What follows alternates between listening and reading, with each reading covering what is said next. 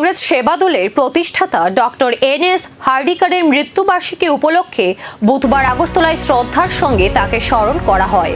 তার প্রতিকৃতিতে পুষ্পস্তবক অর্পণ করে শ্রদ্ধা জানান ত্রিপুরা প্রদেশ কংগ্রেস সেবা দলের নেতৃত্ব ও কর্মীরা। স্বাধীনতা সংগ্রামী ও কংগ্রেস নেতা ডক্টর নারায়ণ সুব্বারাও হার্ডিকার কংগ্রেস সেবা দলের প্রতিষ্ঠায় গুরুত্বপূর্ণ ভূমিকা পালন করেছিলেন।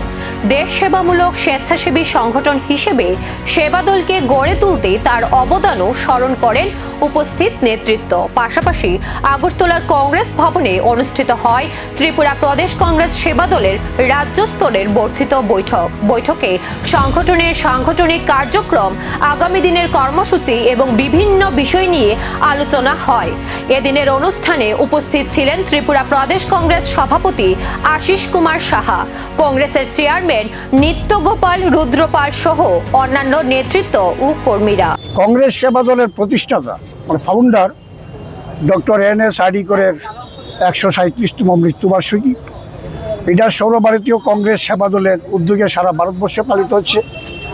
আমরা ত্রিপুরা প্রদেশ কংগ্রেস সেবা দলের তরফ থেকে আমরা প্রদেশ কংগ্রেস কার্যালয়ে পালন করছি। আমাদের মধ্যে উপস্থিত আছেন প্রদেশ কংগ্রেস সভাপতি আশিস কুমার সাহা এবং আমাদের কো ইনচার্জ ধীরেন কুমার মিশ্রা সহ প্রদেশ কংগ্রেসের সেবা দলের কর্মকর্তাগণ। আমরা এটা পালন করে আমরা উপরে আমাদের দলীয় মিটিং হবে, সাংগঠনিক মিটিং হবে। হার্ডিকারের আদর্শকে সামনে রেখে সংগঠনকে আরও শক্তিশালী করার বার্তা দিল কংগ্রেস সেবা দল।